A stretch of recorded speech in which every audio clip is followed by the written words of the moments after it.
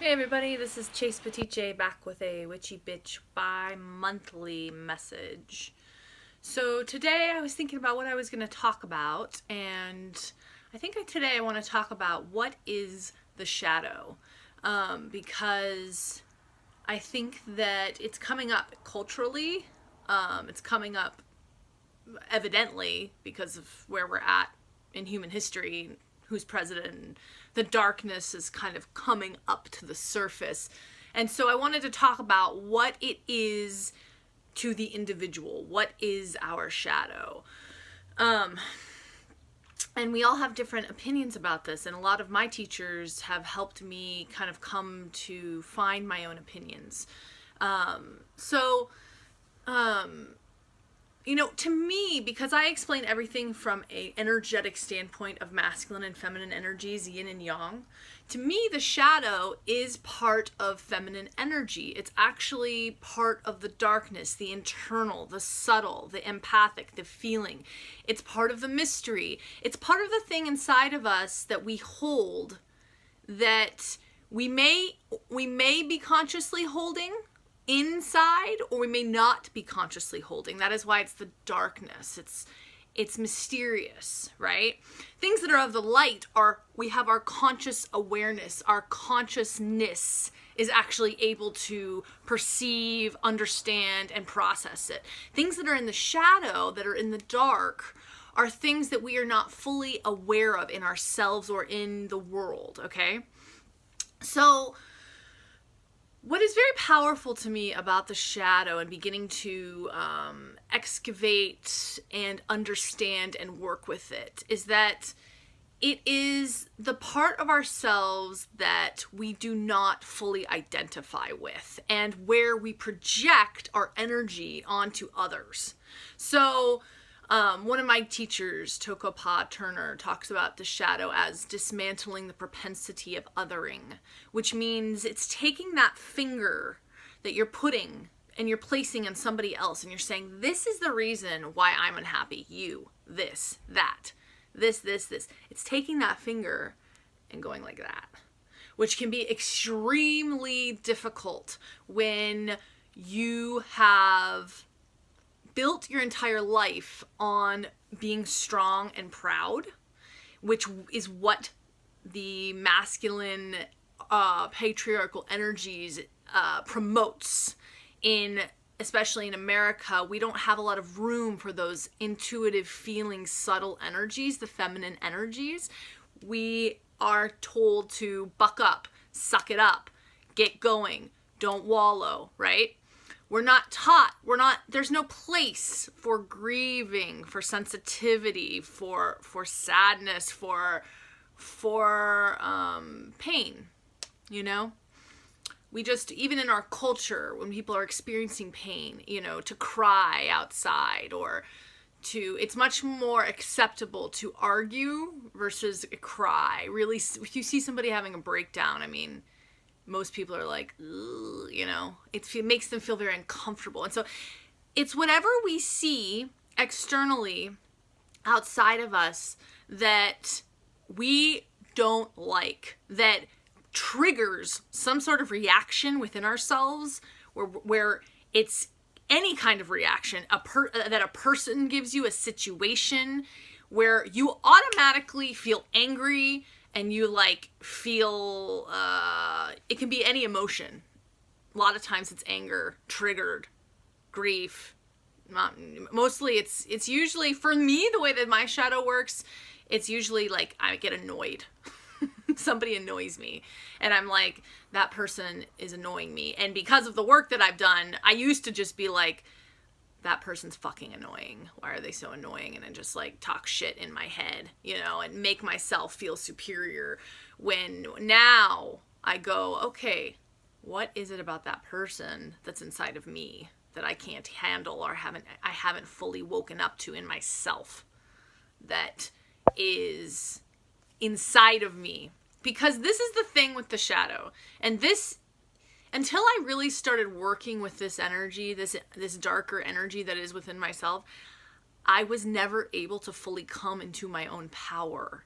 Because what happens is when we are projecting our energy onto others and we're saying you, this, that, we are automatically becoming a victim.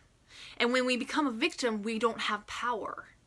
And so one way to regain and reclaim your power as a sovereign person on this earth, woman, man, is to begin to take back the energy that you are placing on somebody else, which is, this person is doing this and it's making me feel like this.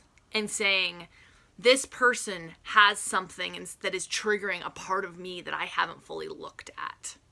Because that is the true way of the spiritual warrior.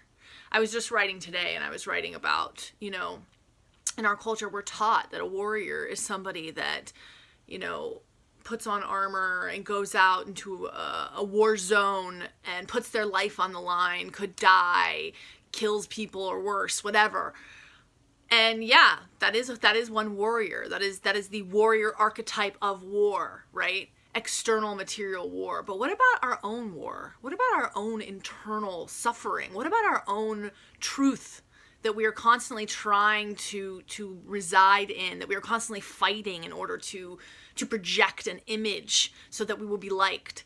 What about that war? So the true warrior is somebody that can begin to take that light that you have putting out on everything else and to bring it back, the conscious light of awareness, and bring it back into yourself and begin to wrestle, shed light, and bring conscious awareness to your own pain.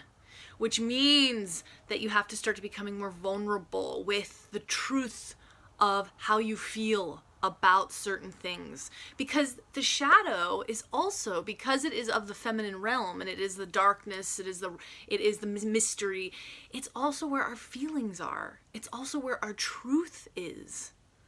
And in a culture that has been so predicated on a patriarchy that is all based in rationality, which has all been based in shoulds, right?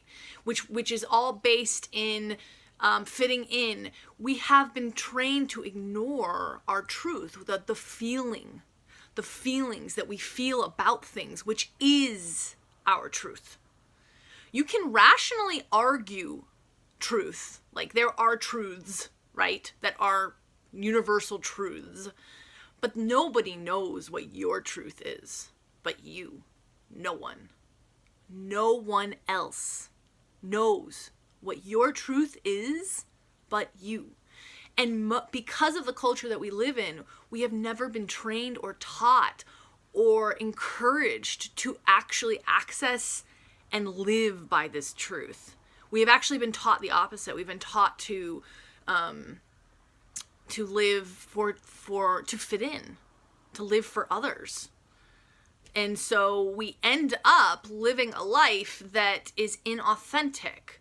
For instance, like, say you were born somebody that loved to play the piano. You were just like enamored with the piano. It was your passion. But you were in a family that was very well to do, was all doctors, and the family that you were in was like, you think you can do this for a living? Like, what if you fail? Like, we have standards, we have rules that you need to live by in order to be acceptable by the status quo that we have created, right? So that person decides that, okay, instead of becoming the outsider of their family, probably pushed aside and seen as the black sheep, made fun of, they decide to go into medicine.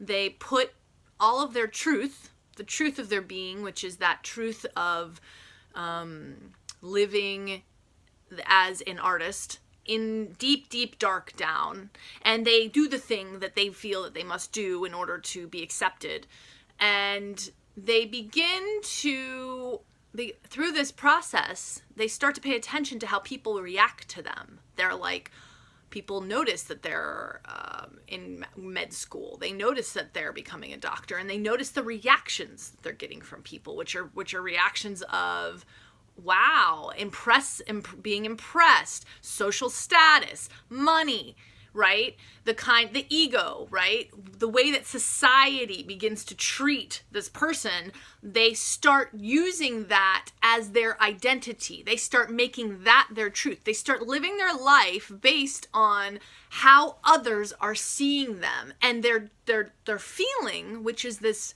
artist on the inside, goes deeper and deeper and deeper down into their shadow, which is their feeling, which is their truth, right? And so they end up living this life where they graduate from medical school, they become a doctor, and they're not living their passion. They're living a life that was designed for them. And at some point, because they have all of the things, they have all of the money, they have all of the they have the wife, they have the cars, they have all the things, but something happens and they lose it at some point in their lives, probably in their mid-30s. Be when you start to really wake up to the truth of your soul. When you start, we're all one consciousness. We're all one being. And right now, what is happening on the planet is the shadow, the truth, the feeling realm is starting to creep up. So it's creeping up everywhere. It's creeping up for everyone. It's creeping up in everything.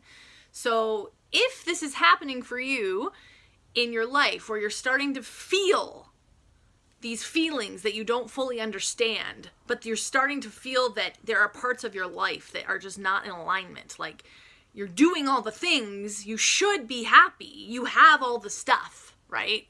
This is the problem with the West, first world problems, right? First world problems. But they're actually real problems, because we are trained, we are part of the same system that everybody is a part of, where we are trained out of our truth. We are trained out of our feelings. And we are trained to perform, to do. So, I want you guys to all think about this in your life. And where in your life are you living in shoulds versus truth, versus feeling, versus resonance? So the way that you can begin to know when you're operating from your truth or not is when you start tuning in to what resonates. Resonance. Resonance is vibration. It's where we feel resonant with something, where something matches, our vibration matches the vibration. And we go, yes, we're pulled. It's not of the rational mind. It's not arguing. It's not figuring it out. It's not dotting all the I's and checking all the boxes. No, resonance is based in your soul. It's based in your gut. And it's something that you feel and you cannot explain. It is of the mystery. It is deep inside. It is of the shadow. It is of the feminine.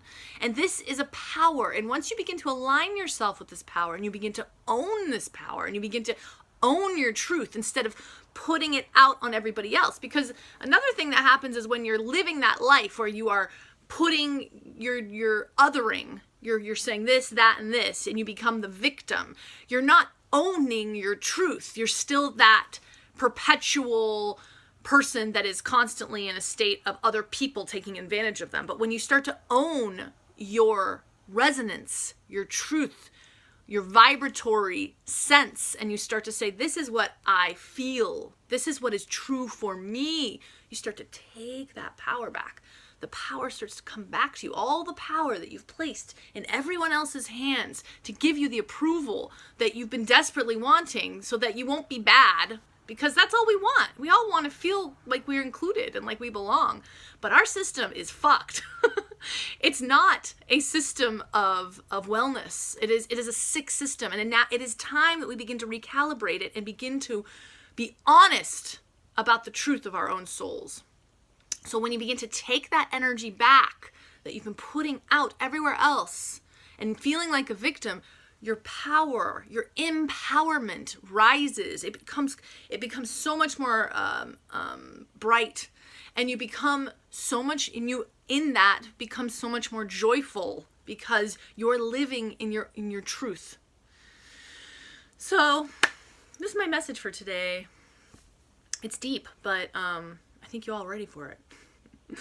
I hope you have a wonderful week, and if you have any questions, please email me info@chaseboutique.com, and I hope you all have a wonderful couple weeks, and much love.